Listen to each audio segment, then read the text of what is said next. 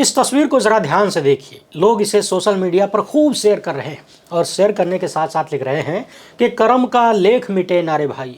यानी आप जो खड्डा दूसरों के लिए खोदते हैं, एक न एक दिन आपको भी उसमें गिर ही जाना पड़ता है। इन तस्वीरों में आप देख सकते हैं, पहली पंक्ति में भाजपा के कई मुख्यमंत्री बैठे हैं और यूपी के डिप्टी सीएम भी बैठे हैं, जबकि देश के सबसे बड़े राज्य के मुख्यमंत्री योगी आदित्यनाथ को दूसरी लाइन में फाइबर की कुर्सी पर बिठा दिया गया है। वैसे यहाँ कुर्सियां तो सबकी बराबर है, मगर कतार में गड़बड़ी हो गई है। लोग कह रहे हैं कि बड़े आश्चर्य की बात है कि राजस्थान वाले आगे बिठाए गए हैं, जबकि उन्हें पर्ची वाला मुख्यमंत्री कहा जाता है, जिनका नाम घोषित होने के बाद भी लोगों को भरोसा नहीं हो रहा था कि ये मुख्यमंत्री बनने वाले हैं। उनके ठीक बगल में मध्य प्रदेश के यादव जी हैं, किस विशेष काबिलियत से मुख्यमंत्री बने हैं आपको पता ही है। उनके बगल में केशव मौर्य जी हैं, यूपी के डिप्टी सीएम, जिन्हें एक वक्त में ओम प्रकाश राजभर स्टूल मंत्री कहा करते थे, वो भी पहली कतार में बैठाए गए हैं। और ठीक बगल में उत्तराखंड वाले बैठे हैं, जिनके राज्य में आए दिन आंदोलन हो रहा है, नौकरी से लेकर न्याय तक की मांग हो रही है, मगर कोई सुनने वाला नहीं है। और उनके बगल में हरियाणा के वो सीएम बैठे हैं जिनके बारे में कथित रूप से कहा जाता है कि एक चपरासी का भी ट्रांसफर कराने की औकात नहीं रखते। यानी तमाम लोग जिनके बारे में यह चर्चा थी कि वो अपेक्षाकृत यूपी के सीएम से कमजोर हैसियत रखते हैं, भाजपा में उन्हें पहली पंक्ति में बिठाया गया है, जबकि बीजेपी के सबसे बड़े फायर ब्रांड दूसरी पंक्ति में आ गए। वैसे चर्चा इस तस्वीर की भी है कि योगी जी राजस्थान वाले सीएम को घूर रहे हैं कि इनके भीतर ऐसा क्या है जो मेरे भीतर नहीं है। ये तो पर्ची से निकले हैं, मैं तो पर्ची से निकलता नहीं हूँ, डायरेक्ट आया हूँ और दूसरी बार चुनकर भी आया हूँ, दो बार से मुख्यमंत्री हूं। हालांकि थोड़ी देर बाद पता चला कि योगी जी की भी कुर्सी बराबर में लाकर लगा दी गई, मगर राजनीति में इतनी देरी बहुत है, बात बहुत दूर तक निकल जाती है। इन तस्वीरों को साझा करते हुए पत्रकार अभिषेक उपाध्याय लिखते हैं कि बड़ी खबर, योगी आदित्यनाथ की ऐसी तस्वीर कोई पूछने वाला भी नहीं था। 20 जनवरी को बीजेपी के राष्ट्रीय अध्यक्ष समारोह में कैसी कैसी तस्वीरें बाहर आ रही हैं। एक प्लास्टिक की कुर्सी पर दूसरी कतार में बैठे हुए थे। महाकुंभ से लेकर मणिकर्णिका घाट तक हिंदू आस्था को घोर खिलवाड़ किया गया और फिर शंकराचार्य के अपमान का परिणाम उनके चेहरे पर छपा हुआ प्रतीत हो रहा था। बाद में उन्हें किसी ने कुर्सी आगे रखकर जगह दे दी, थोड़ा चेहरा दिखाने लायक स्थिति बनी। ये तस्वीरें एआई जनरेटेड नहीं है, ये बीजेपी के भीतर योगी आदित्यनाथ की वर्तमान स्थिति की प्रश्न कुंडली। सारे प्रमुख ग्रह राहु और केतु के बीच आ चुके हैं, स्थिति विकट हो गई है। लेकिन आप लोग टेंशन मत लीजिए, प्लास्टिक की कुर्सी और कतार में आगे पीछे बैठना तो छोटी सी बात है। द्वारका के शारदा पीठ के शंकराचार्य ने योगी सत्ता के बारे में जो कहा है वो ज्यादा बड़ा मामला है। उधर शंकराचार्य अवमुक्तेश्वरानंद भी पूरे मेले में भ्रमण कर रहे हैं और हिंदुत्ववादी सत्ता की जड़ें खोद रहे हैं। अपनी हठ धर्मिता अपनाते हुए एक बार फिर से योगी सत्ता ने नए नोटिस जारी किए हैं, उसका जवाब भी दे दिया गया है। क्या है वो जवाब और सवाल, उसे भी देखेंगे। यानी इतना सारा अपमान करने के बाद अब योगी सत्ता शंकराचार्य से कह रही है कि आपको मेले में घुसने नहीं देंगे, मान जाइए। जी हाँ, ये लड़ाई अब बहुत दूर तक निकल चुकी है। जैसे मेला किसी की बपौती है, योगी सत्ता की बपौती है। इसी बीच गुजरात से एक बेहद डरावनी खबर आई है। मिड डे मील खाने के बाद कई दर्जन बच्चे बीमार पड़ गए। प्रयागराज माघ मेला से लेकर शंकराचार्य और योगी सत्ता के बीच छिड़ी जंग और गुजरात के नए मॉडल पर विस्तृत चर्चा करेंगे, मगर उससे पहले आप सभी से एक छोटी सी अपील है। पहली बार है तो चैनल को सब्सक्राइब करके घंटी बजा दीजिए टन से। हर एक वीडियो को लाइक और शेयर करना आपकी जिम्मेदारी है। इसके अलावा आपको मालूम है कि हम किसी धन्ना सेठ या राजनीतिक दल के दम पर नहीं चलते, तभी खुलकर उन मुद्दों पर बात हो पाती है जिन्हें छुपाने के लिए गोदी मीडिया को पैदा किया गया है। हमारा काम पसंद आता हो तो इस QR कोड या फिर मोबाइल नंबर का प्रयोग करते हुए जो भी हो सके आर्थिक सहयोग भेजने का प्रयास जरूर करें। बहुत बहुत धन्यवाद। माघ मेले में स्नान के लिए जा रहे शंकराचार्य अवमुक्तेश्वरानंद को किस तरह से पुलिस प्रशासन ने रोका, कैसे कथित अपमान किया गया और कैसे उनके शिष्यों को चौकी के भीतर पटक पटक के मारा गया, कैसे उनके बाल नोचे गए, चोटी पकड़ के खींची गई, ये सब कुछ पूरी दुनिया देख चुकी है। इसके बाद उत्तर प्रदेश के प्रशासन ने आधी रात को नोटिस भेजकर पूछना शुरू किया कि आप शंकराचार्य कैसे लिख रहे हैं, ये तो सुप्रीम कोर्ट के आदेशों का उल्लंघन है। उसका जवाब देते हुए अवमुक्तेश्वरानंद ने कहा था कि 4 में से 2 शंकराचार्य ने हमें खुला समर्थन दिया है और एक ने मौन समर्थन दिया है, चौथे हम खुद हैं। कोई मुख्यमंत्री, कोई सरकार या देश का राष्ट्रपति भी नहीं कह सकता कि हम शंकराचार्य हैं कि नहीं। इसका फैसला शंकराचार्य करते हैं, आप लोग नहीं करेंगे। इसी बीच खबर आई कि 48 घंटे के भीतर प्रशासन ने अवमुक्तेश्वरानंद को दूसरा नोटिस भेज दिया और इनके ऊपर ढेर सारे आरोप लगा दिए। कहा गया कि आपके लोगों ने पुलिस का बैरियर तोड़ दिया, भीड़ में जबरन बग्घी लेकर घुसने लगे, इसे भी लेकर सवाल हुआ। साथ ही साथ यूपी प्रशासन ने पूछ लिया कि क्यों ना आपको हमेशा के लिए माघ मेले से बैन कर दिया जाए। यानी सीधे सीधे कहें तो शंकराचार्य अवमुक्तेश्वरानंद को यूपी सरकार ने धमकी दिया है कि मान जाइए नहीं तो मेलवा में घुसने नहीं देंगे। यहां तक कह दिया गया है कि अगर 24 घंटे के भीतर संतोषजनक जवाब नहीं दिया गया, एक तो 24 घंटे के भीतर, दूसरा संतोषजनक जवाब नहीं दिया गया, तो संस्था को दी गई जमीन और सुविधाएं रद्द की जा सकती हैं।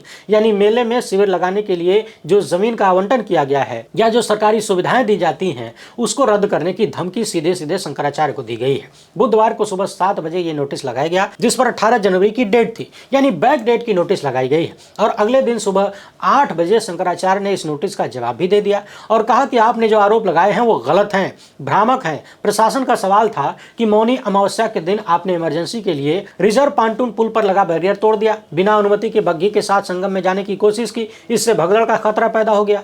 यानी शंकराचार्य पर आरोप लगा रही है यूपी का प्रशासन कि आपकी वजह से भगदड़ का खतरा बना, गंभीर खतरा पैदा हुआ सुरक्षा को लेकर, श्रद्धालुओं को वापस भेजने में दिक्कत हुई, आपने व्यवस्था को छिन्न भिन्न कर दिया।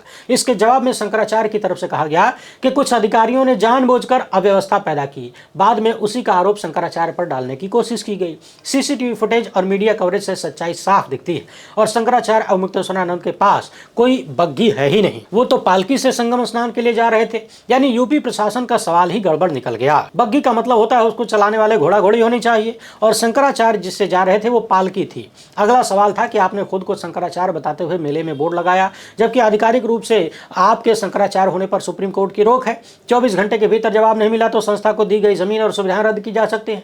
शंकराचार्य की तरफ से जवाब दिया गया कि इस पदवी को लेकर उठाए गए सवाल आप जैसे अधिकारी नहीं करें तो अच्छा होगा। इस संबंध में 20 जनवरी को ईमेल से जवाब भेजा जा चुका है। बग्घी और पालकी को लेकर जो विवाद है, इस पर शंकराचार्य की तरफ से बताया गया है कि वो जिस पालकी से जा रहे थे उसे श्रद्धालु अपने कंधों पर उठाकर लेकर जाते हैं।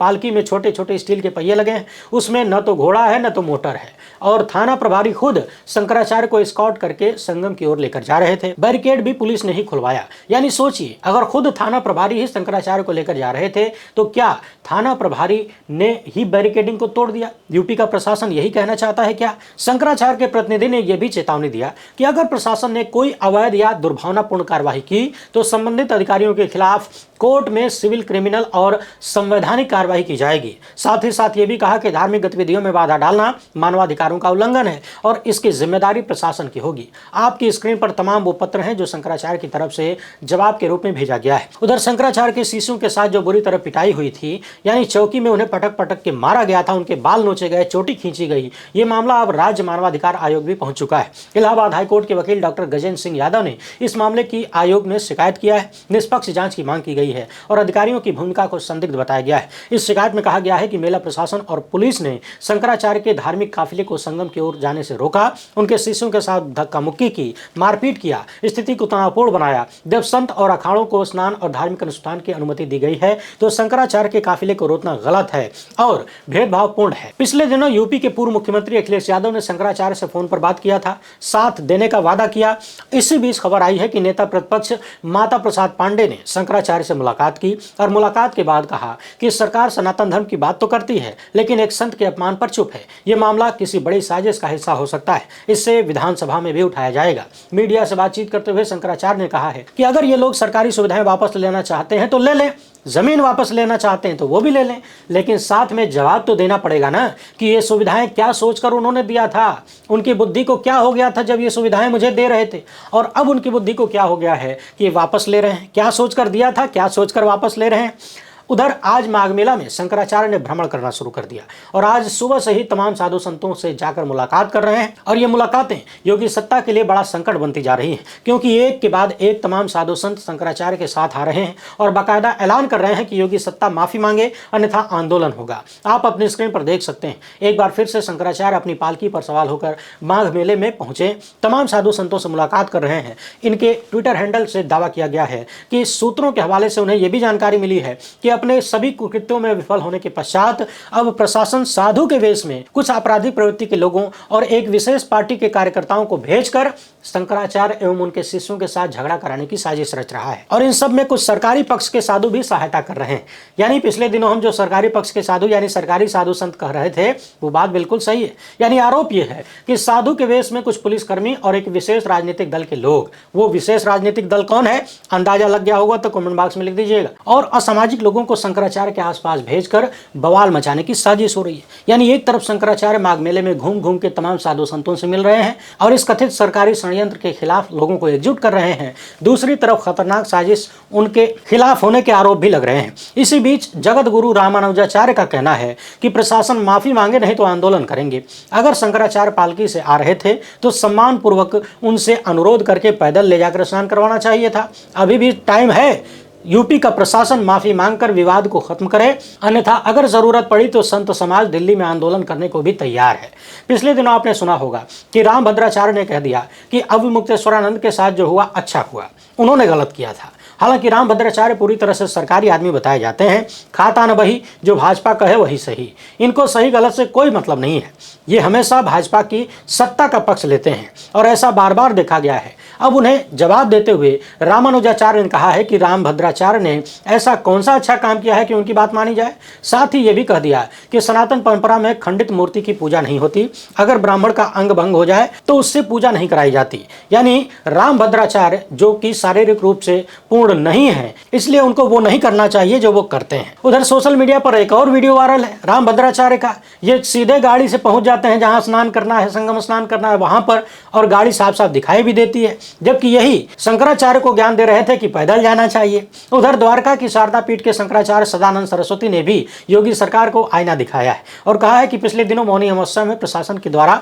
बटुक ब्राह्मणों का अपमान किया गया, चोटी पकड़कर घसीटा गया। ये लोग शिखा का अर्थ नहीं जानते। शिखा जो होती है वहां ब्रह्मरंध्र होता है और इसका अपमान नहीं किया जाता, एक कुंडलिनी को जागृत करने के लिए होता है। और ये साफ साफ कह रहे हैं कि जिस तरह से गंगा स्नान करने से शंकराचार्य जी को रोका गया और छोटे छोटे विद्यार्थियों को, साधुओं को न सिर्फ रोका गया बल्कि उन्हें घसीट कर दंडित किया गया, ये प्रशासन का अहंकार है। सत्ता हमेशा नहीं रहती, किसी को भी अपनी सत्ता का दुरुपयोग नहीं करना चाहिए। यानी सीधा सीधा ऐलान है कि सत्ता हमेशा नहीं रहेगी। गंगा स्नान से रोकने वालों को गोहत्या का पाप लगता है। यानी एक शंकराचार्य का कहना है कि जिन लोगों ने भी शंकराचार्य अवमुक्तेश्वरानंद को गंगा स्नान करने से रोका है उन्हें गोहत्या का पाप लगेगा। और यह शास्त्र का वचन है, मेरी बात नहीं है। गंगा स्नान करने में जो विघ्न डालता है उसे गोहत्या का पाप लगता है। अब लोग कह रहे हैं कि क्या योगी आदित्यनाथ को, उनकी सरकार को गोहत्या का पाप लगेगा। आगे इनका कहना है कि इसलिए यदि कोई ताकत आपको मिली है तो उसका दुरुपयोग नहीं करना चाहिए। प्रशासन के इस कृत्य की हम घोर निंदा करते हैं। यानी द्वारका पीठ के शंकराचार्य ने साफ साफ अविमुक्तेश्वरानंद को शंकराचार्य बुलाया है और उनके समर्थन में हैं। साथ ही साथ उत्तर प्रदेश के मुख्यमंत्री और उनकी सत्ता के लिए कहा है कि गंगा स्नान से रोकना गौहत्या का पाप लेना होगा। अब ये पाप और पुण्य क्या है ये तो अलग की बात है, मगर इतना तय है कि यूपी के मुख्यमंत्री और उनकी सरकार इस मामले में फंसती जा रही है और इससे निकलने का अब तक कोई दरवाजा नहीं नजर आ रहा है। बल्कि ऐसा लगता है कि दलदल में धंसने के बाद यूपी का प्रशासन और ज्यादा हाथ पांव मार रहा है। और आप तो जानते हैं कि दलदल में धंस जाए तो हाथ पांव नहीं मारा जाता, एक के बाद एक नोटिस भेजकर, धमकी देकर और ज्यादा अपनी इज्जत का कबाड़ा करवाया जा रहा है। यदि प्रशासन ने गलती कर दी तो पहले दिन ही बातचीत करके ससम्मान मामले को निपटाया जा सकता था। जिस तरह से साधु संत इकट्ठा हो रहे हैं, मुखरता के साथ भाजपाई सिस्टम की पोल खोल रहे हैं, कम से कम ये उत्तर प्रदेश में फिलहाल तो बीजेपी आरएसएस के लिए ठीक नहीं है बल्कि बहुत बुरा है।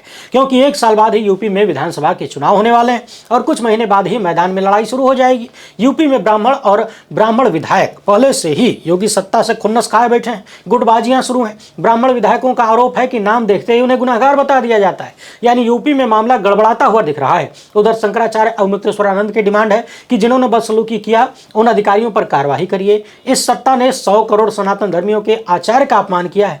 जब तक सम्मान पुनर्स्थापित नहीं होता धरना जारी रहेगा। यूपी की राजधानी लखनऊ में पोस्टरबाजी भी शुरू हो गई है। लोग जगह जगह बड़ा बड़ा पोस्टर लगा रहे हैं कि शंकराचार्य का अपमान नहीं सहेगा हिंदुस्तान।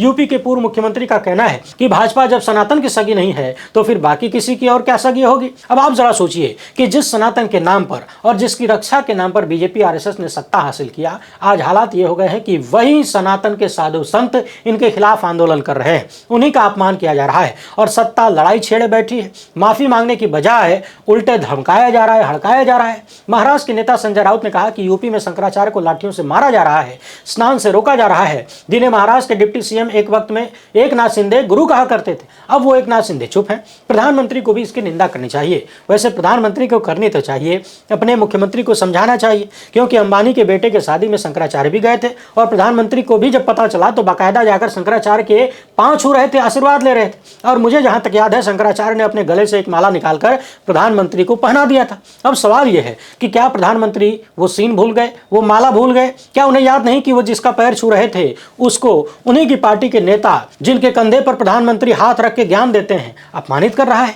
क्या भारत के प्रधानमंत्री को यह सब नजर नहीं आ रहा? बहरहाल लोग कहने लगे हैं कि जब दिन बिगड़ने वाले हों तो बुद्धि भ्रष्ट हो जाती है। उधर गोवर्धनपुरी के शंकराचार्य निश्चलानंद सरस्वती ने भी शंकराचार्य अमृतेश्वरानंद को अपना लाडला बताया है। यानी शंकराचार्यों के बीच कहीं कोई मतभेद नहीं है, किसी को अमृतेश्वरानंद के नाम पर आपत्ति नहीं है, मगर यूपी की भाजपा सरकार को है, और होना भी क्यों नहीं चाहिए। राम मंदिर के मिशन को इन्हीं लोगों ने तो पंचर कर दिया था। जब अधूरे निर्माण में पूजा होने लगी तो शंकराचार्य ने ही इसका विरोध किया। जाहिर सी बात है वो खुन्नस भी बाकी होगी। बहरहाल देखते जाइए योगी सत्ता इस मामले को कहां तक घसीट कर ले जाती है। सवाल यह भी है कि यूपी के ब्राह्मण क्या इन चीजों को देख पा रहे हैं? क्या इसका कोई राजनीतिक असर भी होगा? क्योंकि वहां आग तो पहले से लगी हुई है। बार बार यह आरोप लगता है कि योगी आदित्यनाथ की सरकार अपनी जाति वालों को बढ़ावा देती है और खासकर ब्राह्मणों का बार बार अपमान किया जाता है, उनका काम नहीं होता है। यही कारण है कि पिछले दिनों बीजेपी के ही लगभग 50 ब्राह्मण विधायकों ने गुप्त मीटिंग किया और इसके बाद उन्हें हड़काया गया। मगर सवाल यह है कि हड़काने से आवाज बाहर नहीं निकलती है, इसका मतलब यह तो नहीं है कि आवाज मन में भी नहीं होती है। मन में तो आवाज होती होगी। और लोगों को यह भी याद है कि किस तरीके से शंकराचार्य पर एक वक्त में समाजवादी पार्टी की सरकार ने लाठियां चलवाया था, उसके बाद चुनाव जीत नहीं पाए, यानी ब्राह्मण नाराज हुए होंगे। वही हाल अब उत्तर प्रदेश में योगी आदित्यनाथ की सरकार की तरफ होता हुआ दिख रहा है। उधर शंकराचार्य के सुप्रीम कोर्ट के वकील पीएन मिश्रा का कहना है कि सुप्रीम कोर्ट ने तो कभी नहीं कहा कि आप शंकराचार्य नहीं लिख सकते, और सुप्रीम कोर्ट ने तो खुद ही अपने आदेश में अविमुक्तेश्वरानंद को शंकराचार्य कहा है। अधिकारियों ने जो नोटिस भेजी है वो सुप्रीम कोर्ट की न्यायिक कार्रवाई में दखलंदाजी के बराबर है। इसके लिए अधिकारियों के खिलाफ कंटेम्प्ट ऑफ कोर्ट की प्रोसीडिंग भी चलाई जा सकती है। यानी जिस तरह से प्रधानमंत्री के बारे में कभी कभी चर्चा होती है कि न जाने कौन से अधिकारियों से राय लेते हैं और उनकी राय पर चलते हैं, जो उन्हें हर तरफ से फंसा देते हैं, वही हाल यूपी के मुख्यमंत्री का भी हो गया है। न जाने कौन से अधिकारियों से ज्ञान लेकर यह सब कुछ हो रहा है, जो उन्हीं की सत्ता को और उन्हीं की पार्टी को घसीटते जा रहा है। बाकी शंकराचार्य अमृतेश्वरानंद से किस बात की खुन्नस है ये तो आप सबको पता है। तमाम मुद्दों पर खुलकर बोलते हैं, आलोचना करते हैं, सवाल करते हैं, सरकारी साधु नहीं है, तो इसलिए सरकार में बैठे लोगों को भी पसंद नहीं आते और सरकारी साधु भी खुन्नस खाए बैठे हैं। लेकिन धर्म और राजनीति के जंग के बीच जिंदगी की जंग भी देख लेनी जरूरी है, क्योंकि जिंदगी रहेगी तभी धर्म रहेगा और तभी राजनीति होगी। हाल ही में हमने देखा मध्य प्रदेश में गंदा पानी पीने से लगभग 2 दर्जन लोगों की मौत हो गई, सैकड़ों लोग बीमार हुए, और भाजपाइयों की नजर में ये फोकट की बात थी, घंटा कुछ नहीं हुआ था, यानी इन मौतों से उन्हें कोई फर्क नहीं पड़ता। और अब देखिए गुजरात के बनासकांठा जिले में खराब खाने और गंदा पानी पीने से एक ही स्कूल के 43 विद्यार्थी बीमार पड़ गए। ये एकलव्य मॉडल आवासीय स्कूल है, नाम तो बड़ा बढ़िया है, लेकिन काम कैसा है देख लीजिए। और वहां ऐसा खाना में दिया गया कि 43 छात्र बीमार हो गए। समझने वाली बात यह भी है कि यह स्थान अहमदाबाद शहर से मात्र 138 किलोमीटर की दूरी पर है, यानी 2 घंटा। अब आप कल्पना करिए कि देश में चल क्या रहा है, कहीं किसी की कोई जवाबदेही नहीं। कितना आसान है ये समझना कि मध्य प्रदेश में 2 दर्जन से भी ज्यादा लोगों की मौत पर किसी मंत्री, विधायक और बड़े अधिकारी का इस्तीफा नहीं हुआ, उन्हें सजा नहीं मिली। तो क्या अन्य लोग कोई जिम्मेदारी लेंगे, अपनी जवाबदेही तय करेंगे? नहीं, बल्कि उन्हें बल मिलेगा, उनका प्रोत्साहन बढ़ेगा कि 2 दर्जन मरे चाहे 10 दर्जन मरे, सत्ता उन्हें बचा लेगी, उनका कुछ भी नहीं होगा, बाल भी बांका नहीं होगा, वो सुरक्षित रहेंगे। क्या ये खराब चलन नहीं है? लेकिन आप लोग टेंशन मत लीजिए, अरे बहुत पहले ही भाजपा के वरिष्ठ नेता राजनाथ सिंह ने कहा था कि यूपीए की सरकार नहीं है, ये एनडीए की सरकार है, यहाँ इस्तीफे नहीं होते, यानी पूरा भारत देश मर जाए फिर भी ये लोग इस्तीफा देने वाले नहीं हैं, जिम्मेदारी लेने वाले और जवाबदेही तय करने वाले नहीं हैं। इसलिए अपने दम पर, अपने भरोसे पर जीना सीख लीजिए। अभी उत्तर प्रदेश के नोएडा में जो हुआ वो तो आपको याद ही होगा। घंटों तक एक इंजीनियर पानी और कचरे में डूबी अपनी कार के ऊपर खड़ा होकर बैठकर इंतजार करता रहा कि योगी आदित्यनाथ का कोई सिस्टम आएगा, कोई अधिकारी आएगा, उसकी जान बचाएगा। मगर यूपी के मुख्यमंत्री का पूरा सिस्टम तो खाली शंकराचार्य को नोटिस भेजने में तैयारी में लगा हुआ था और इंजीनियर की मौत हो गई। मगर फिर भी आप लोग टेंशन मत लीजिए, इंजीनियर के पिता का एक वीडियो सामने आया है जिसमें वो कह रहे हैं कि एक बार योगी जी के भी दर्शन हो जाएं तो दिल को सुकून मिल जाए। सोचिए किस हद तक का अमृतकाल और रामराज स्थापित हो गया है। जवान बेटे की मौत पर पिता को इस बात से सुकून मिल जाएगा कि योगी जी का दर्शन हो जाए। अब बताइए आप किसके लिए आवाज उठाएंगे, किसके लिए न्याय की मांग करेंगे और क्यों? अपना जवाब कमेंट बॉक्स में जरूर लिखिएगा। पहली बार है तो चैनल को सब्सक्राइब कर लीजिए, ज्यादा से ज्यादा वीडियो को शेयर करिए। बहुत बहुत धन्यवाद। जय हिंद।